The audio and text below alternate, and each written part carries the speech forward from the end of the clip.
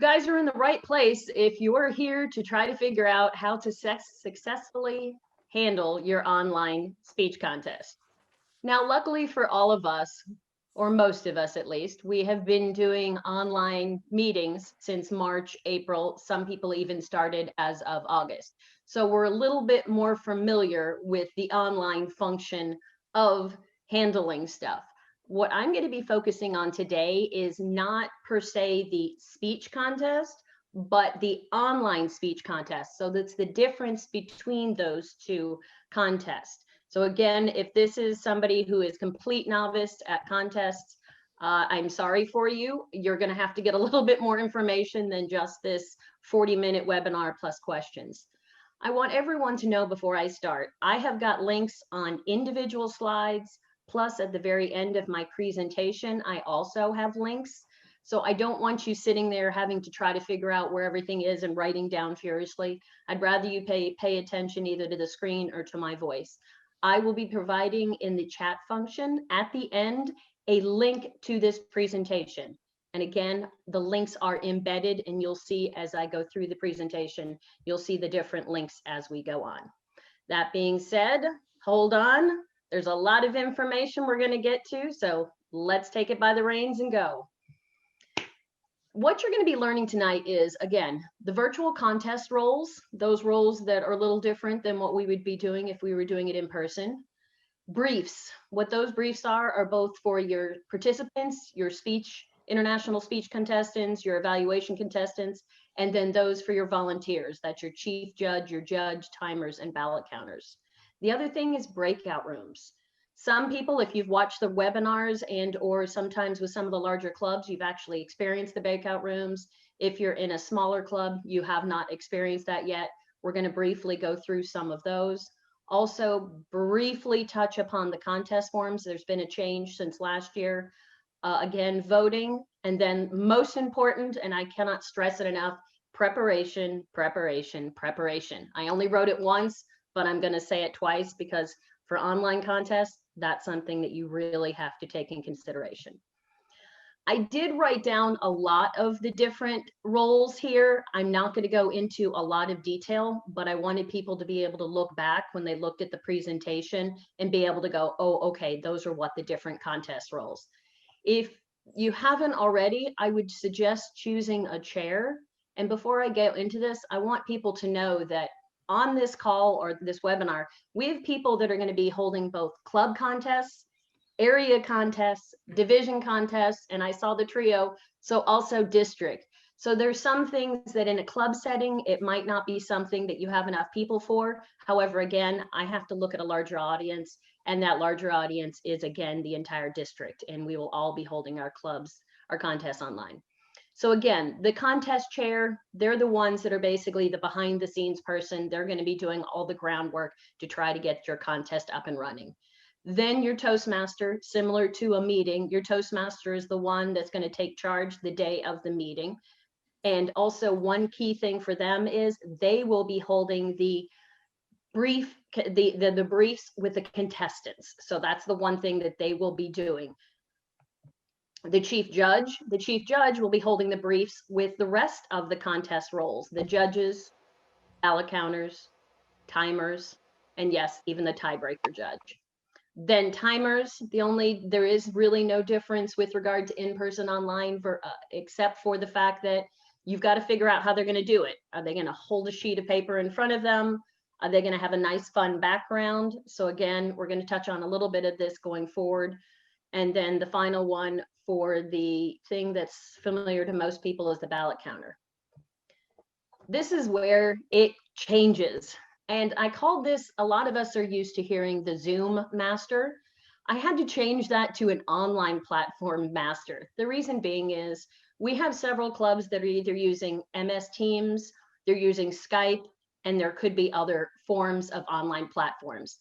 I did check, MS Teams has breakout rooms, Skype has breakout rooms as long as they have permission from their admin. Again, this person is the one, they're going to be working extremely closely with that contest chair and that VPE who is in charge of the contest within the club. If it's within an area, it's going to be, instead of the VPE, it would be area director or division director or the PQD, depending upon which level you're at. This person is the one that handles the technical issues. Those people that cannot figure out how to turn on or off their camera. They don't know how to rename themselves. They cannot figure how to get in or out of a breakout room.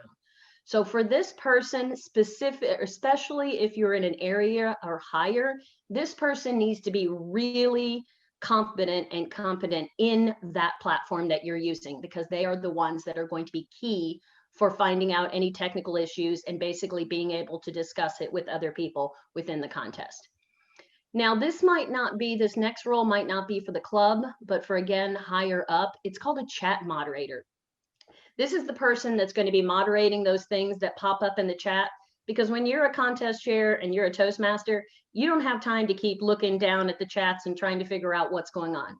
This person will be the one that will monitor that and then be able to communicate to the different people and let them know what is going on. One key thing that I will stress is, if anybody has done it, when you see that little chat feature pop up when you're trying to do a speech, your eyes automatically go to that box. I would stress, as one of the housekeeping items at the beginning of your contest, to keep the chats to a minimum. Either send them privately to a specific person, whether that be the Zoom master or the Toastmaster, but the chat feature should not be used for, oh, hey, John, I haven't seen you for a while. Oh, Barb, I love your new haircut. Because again, what's going to happen is they send it to everyone and that continually pops up.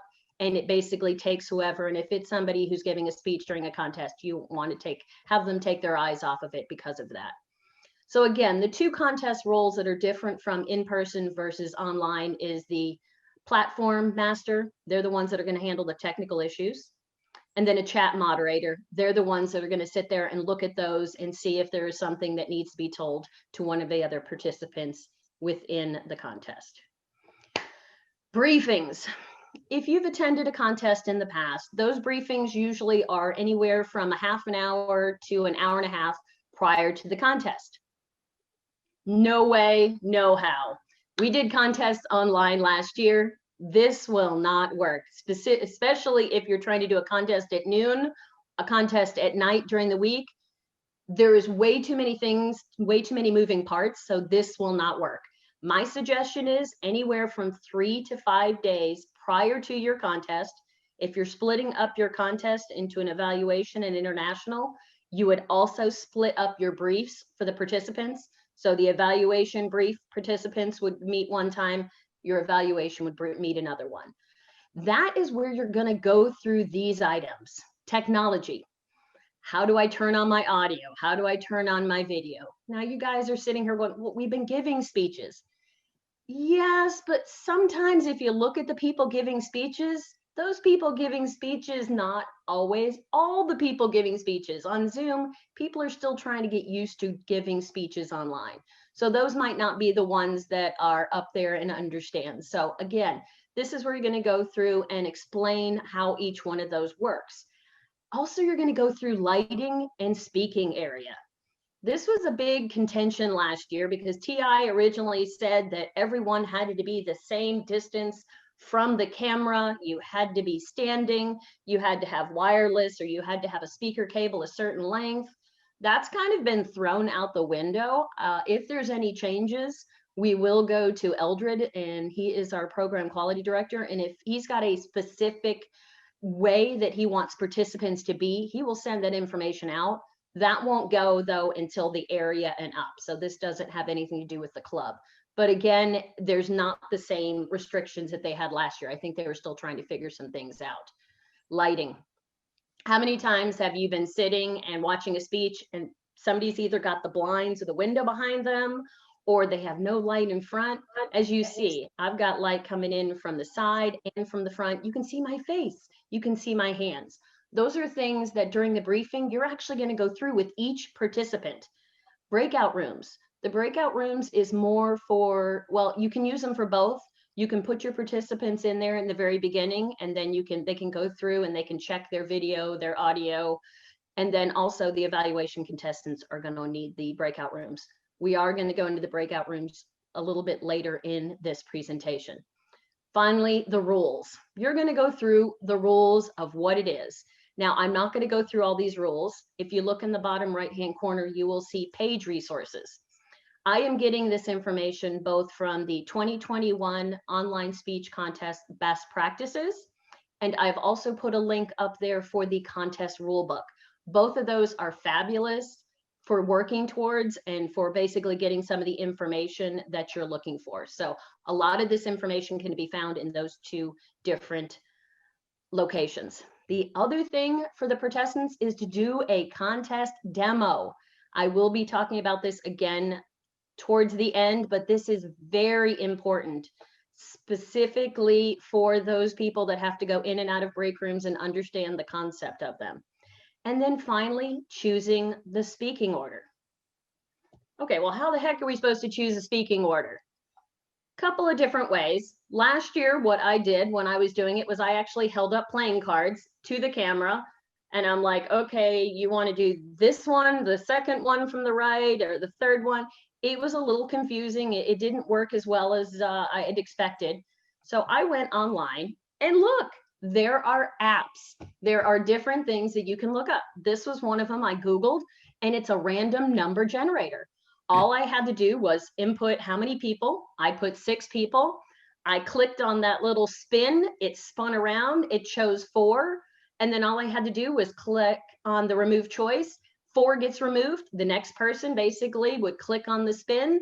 And that's how you can do it. Now, that's just one way. Again, you can find out a way to do it that works best for you. I did also put that link on there if this is something you want to do. You want to choose the order during the briefing. Absolutely, you do not want to wait until the day of. There's too many moving parts. You want to make sure that you have this information as soon as possible. What happens if somebody doesn't attend the briefing? Well, you're still going to have to talk to that person. And if all the numbers are picked, if say you have 6 people and the last number is 3, that person's going to get 3. That's just the way it is. And so that's how you have to do it. If there's 2 people, you can just say, hey, look, these are the 2 numbers, and then have one of them pick. But again, absolutely want to have your speaking order prior to the contest. I would say 2 days ahead of time if possible. Now you have your contest volunteers. These are your judges, your ballot counters, your timers, chief judge. There's also a tiebreaker judge. You're going to hold this again 3 to 4 days before the contest. You don't want this on the same day as your participants, because that's a lot of work for your contest chair and your Toastmaster, because they're the ones that are trying to coordinate all of these. And the contest volunteers is run by the chief judge. They will be the one that goes through and briefs these volunteers. My suggestion is have the judges as one breakout, and then do the ballot counters and the timers during a separate one, because otherwise the ballots and the timers are bored out of their minds as they're listening to all these questions that have nothing to do with them. So again, I would actually break them out and say, hey, look, I only need 10 or 15 minutes of your time. Let's get in, let's get out, let's do it. Again, what you're going to be doing is going through some similar to what you were doing with the participants, going through technology, going through how to go in and out of a breakout room, and going through the different contest rules. Now, I'm not going into the judges because, as Leanna mentioned, on the 6th of January, they're going to have a judges training webinar for the Wednesday webinar. And so again, I'm not really going to go into that one in full because there would be somebody else doing it. But as with the participants, I would absolutely stress, do a contest demo. Let the judges see what it looks like. Let them see what it means when a timer comes up, when they go into the ballot. How am I going to do voting? All of those different things are completely different online than they are in person. So again, we will discuss that in a little more depth as we go through. Breakout rooms. I don't get to see a show of hands to see how many of you have done breakout rooms, but if you haven't, it can be a little intimidating in the beginning, but once you get it down, it's actually really easy and everything else. One thing that I will stress is the host of the meeting is the one that has to create the breakout rooms. If somebody is a co-host of a meeting, they do not have the capabilities. So again, this has to be a host. Again, why I stress the demos This is when you can find out what works and what doesn't work. I put a couple of screenshots up here. I don't have time to go into all the ins and outs of creating a breakout room. I did provide a link on the bottom. This one is for Zoom, and it actually gives a video, but there are literally dozens of videos of how to create a breakout room. What I put on here are just sort of screenshots to let you know those are going to be the different screenshots with the checks and the different little options that you're going to want. And then if you look on the right where it says breakout rooms, you'll see there's one breakout room that says contestants. You're going to have one that says chief judge, and then you're going to have one that says judge's room. Now, on this one, I don't agree with the fact of putting the names of the judges. You don't want them. They're still supposed to be anonymous. So instead of putting people's names, I suggest you'd put judge number 1, number 2, number 3, and then finally a tiebreaker judge, which the tiebreaker judge is not even known by the other judges. So again, my suggestion, which I'm Sue Michelle will go through, is instead of having yourself as a name, you're going to have yourself as a namer, and excuse me, a number, so you can remain anonymous. Again, to create one, please go online, please go through Zoom, and they will break it out for you very easily to be able to create this. You will need to create this the day of. Contest forms. Now, those people are sitting here going, well, contest forms, we all have them. Guess what? They like us. They did fillable forms. Unfortunately, we did not have fillable forms when we did the division and the district contest last year. Some of us had to create our own. Some of us did Excel spreadsheets. I know Michelle was working on one. She sent it out. It was a madhouse. One thing I do want to let you know, if you download from Toastmasters International the kits, that includes all of the forms and the certificates, those are not fillable. Again, not fillable. What you have to go in and do is download each individual. There's a section on there, and I gave a link. There's a section that you can actually download each individual form. What I did instead, because they're protected, I had to do a zip file. So in this presentation, if you click on the forms for the evaluation, it will actually send you up to a location and it will download a zip file for you. And that zip file will basically open up and give you all those fillable forms. So again, if you want them all in one place with the presentation, just click voting. Yes, FYI, I know last year we did it differently and there was different rules and everything else. It just came down though for the 2021 is they do not want you to use external voting systems. Well, what does that mean? Well, it could mean a whole bunch of things. We went back and forth with a couple of different contests last year. Many of the divisions other than Division A all had to do them online. We had to figure out what worked best, what didn't work, what took up more time, less time. And again, it went back and forth. I'm giving you a couple of different ones based upon what worked and or what TI is doing. One of the options that worked really well was the judges breakout room. What we did was we had all of the judges go into a breakout room. Once they were in that breakout room with the ballot counter and the chief judge, they had to put their camera on. We had to know that that person actually belonged to that number. And then down in the chat feature, that chat, they sent a chat directly to the chief judge and they would put their number 1, number 2, and number 3. And so, and as that person, if that person, the chief judge would go to chief or judge number 2, I have your results. The judge could then go back into the main session, keeping their camera off. But that allowed, and then they went down to that, and then all the people that would remain in that room then was the chief judge and the ballot counters, and then they were able to fill out the ballots. That is one way. Again, what I'm assuming with the external, we had some people that were sending texts, and so the texts would go from the judges. That got to be really confusing, and if the text didn't come in right, it really was kind of hard to go through and everything else. But if it is something you want to try and do, just make sure that everybody knows what's going on, explain it in the briefing, go through it in detail so there are no questions and no issues, or at least not that you can hopefully handle prior to. The other thing TI said was actually taking the ballot, taking a screenshot of just the bottom of the ballot, which you write in contestant number or winner number 1, number 2, number 3, and you sign. and then sending that either via text or via email to the chief judge and ballots. Or what you can do also is they say you can scan the whole document. However, you have to blank off the top of it with all your numbers and just again send the bottom, and you can again send that via email. What you want to do is you want to do it in the shortest time possible, but you want to make sure that it is accurate, and you want to make sure that it keeps anonymous. The thing is while you're doing all this voting, they're sitting back in the room, and if you don't have a lot of contestants, they run out of questions, and so they're just sitting there twiddling their thumbs waiting for the voting. So again, look at a couple of different options, see what works for you. But again, during the demo, this is when you kind of practice what you think works and is the most efficient for you. Here's my preparation part. Okay, what I did last year, and it worked out extremely well for me, because again, you're working in a forum where you're not seeing the people, you're not going on a weekly basis, you're not having 5 or 10 minutes before or after a meeting where you can talk with these people. I came up with tracking sheets. These tracking sheets allowed me to take down their name, their email number, their cell number, and that allowed me then to contact these people to set up the briefs.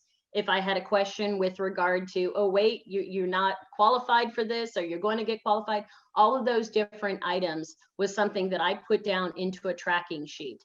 And I'm going to go forward really quick, and then I'm going to go backward. These are samples of them. So in the upper left-hand corner, this is the one where I would put in each one of the speakers. You have their name, email, phone. When I clicked on the one that said paperwork, when I sent the paperwork to them, their different forms, I would put down a check in that. The briefing, I would also put down a check if they've attended the briefing. And to be honest, with the paperwork, you can actually break that into two different, I just thought about it, two different columns. The paperwork briefing could be you sent it and then you received it, because that's the most important thing. And again, I split them up based upon the different types of contests. On the bottom, you're going to see the one that was for all of the volunteers. So you've got the names of the contest chair, the judges, the ballot counter, your model speaker, you've got their email, their cell phone. And again, did you send the paperwork to them? Did you receive it back? Did they attend the briefing? This is in a location. These are all in one Excel spreadsheet. Again, I've given you a link to that. It will go out and it'll actually share these. Other people have other ones. If you've got one that has worked for you in the past, or somebody in your area division has one, that's great. I'm not saying you have to use this one, but here's one that's got all of them. They've got different tabs in one Excel spreadsheet. And then over in the right-hand corner up in the upper is another one that says, here's your speaking order. So you're putting the order, you're putting the first name, their last name. For the International Speech Contest, you're putting their title.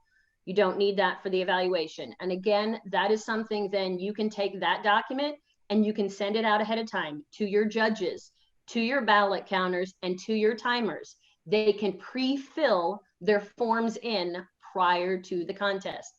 Again, that's why you want to get that speaking order done a couple of days before, so everyone can come to the contest and not have to sit there and do additional items. I'm going to go backward really quick and say, one thing is you're going to have spare contest volunteers. Might not be as important in the club because some of these clubs are small and you're not going to have the people, but by the time you get to the area and the division and the district, people are going to get sick at the last minute. People are going to have job responsibilities. Everything can come up and then you might be down, especially when it gets to the division and the district level. There is a requirement for the amount of judges you need. Michelle will go through all of that information. So make sure you've got a couple of people in your back pocket. Say, hey, look, I've got people, but are you willing to step up if you need them? So again, I would look at having at least 1, 2, 3 of the contest judges, possibly an additional timer and a ballot counter. That's always important to have, no matter what contest, in person or online. Those were the tracking sheets. Here's where I said demonstration. Now, this demonstration is actually different than the briefing demonstrations. This demo is anywhere from 7 to 10 days before the contest. Yes, I said 7 to 10 days before the contest. So for those people that might have contests in December, it might not work. Hopefully for some, they're either planning on January, early February. What you're going to do is you're going to have your contest chair, your Toastmaster, chief judge, possibly a mock judge, timer, ballot counter, sergeant at arms, and mock contestants. This is where you walk through. This is you're basically trying to set up the room. You're trying to do all of this before you introduce the real judges, before you introduce the real contestants. This is where you practice setting up your breakout room. This is where you practice how the voting is going to work. The timer, okay, does a background work better or does the cards work better? Okay, what apps are they going to use? Do they have a timing mechanism? Again, this is where you walk through the entire contestant. You go from the breakout rooms, timing lights, ballot counting, all the way to presenting certificates. Yes, guess what, guys? You're going to have to share screens. You're going to have to share the screen and put the contestant not attendance, I can't remember, participant, the participant certificate. You're going to present those when you're doing the interviews while the judges are basically counting their or placing their ballots and being counted. At the end, you're going to have to flash on the screen the certificates for third, second, and first place. With those forms that I gave you previous to those, all of the certificates are fillable. You can fill them in with the information other than the names. You can fill in the participation certificates with their names and the type of the contest that you're running. But again, that way though, you can put the international, you can put the person that's going to sign, you can do a little script funny signature, you can put the date, have all that done ahead of time. You don't want to put that the day of. Emails. I don't have a lot of time to go through all of these emails, but as Leanna has found out, because she is putting on TLI, it is quite daunting to put together all of these emails. This is something where I would suggest that, hey, maybe you have a couple of people helping you out with this. The chief judge would send out the emails to the judges. Normally 1 to 2 weeks before the contest, they would send out their certificate of eligibility, code of ethics. That needs to be sent back prior to the contest. They would send out the contest ballot forms, both for the international speech as well as the evaluation. Again, these are fillable. If you can find the fillable ones and send them, that is definitely better than trying to handwrite. That way they can actually type in them as they're going. Also included in that email is the date and time of the judge's briefing. FYI, and again, Michelle probably will go through this, you cannot include the tiebreaker judge, in the judge's briefing. You will have to speak to that judge privately. The tiebreaker judge is not to be known by anybody within the speech other than the Toastmaster and the contest chair. So that is 1 to 2 weeks before you're going to send all that out to them. Then 1 to 2 days before the contest, you're going to provide them with the link, time to arrive, the rules, contact information. What information you want to give them? You want to give them also the name, the email, and the phone number. They will need to contact you. If there's any issues, the chat feature isn't working, or they really need to get to somebody quickly, you're going to want them to be able to text you and make sure that your phone is available so those texts will come in. And again, maybe that's something that you say, hey, put that in as the chat master, and the chat master will make sure that the texts go through and everything else. But make sure that all your judges have the correct contact information for at least the chief judge, the contest chair, and the Toastmaster. Also, this is where you confirm that, yes, I received your form, or, hey, guess what, guys, I didn't get your form yet. I really, really need it. So again, those emails will go out. Next is the emails to the chief judge sends to the ballot counters, timers, and sergeant at arms. Again, 1 to 2 weeks before, thanking them, giving them the tally sheets, making sure that they know the time and date of the briefing. 1 to 2 days, similar to what you did for the judges, you're going to give them the information, contest link, when to get here. Again, those contact information for your different heads of the contest. The Toastmaster is in charge of sending the emails to the contestants. Similar to what the judges are, this one 1 to 2 weeks before, they get a speaker certification, eligibility, and originality form. They have a speech contestant profile, and then again, what is the date and time of their briefing. Then similar to what the other ones are, 1 to 2 days before, make sure that they have their contest link, time, contact information, and remind them if they have not turned in the paperwork to you that you need that prior to the contest.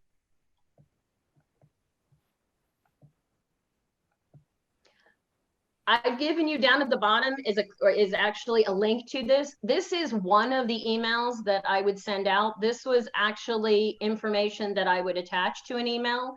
It told participants what to expect before the contest, the day of the contest, judges, contestants. So you'll see, if you can briefly see, I know it's really small again, not expecting you to be able to read it, even if you look at the presentation. I did give you a link in the bottom.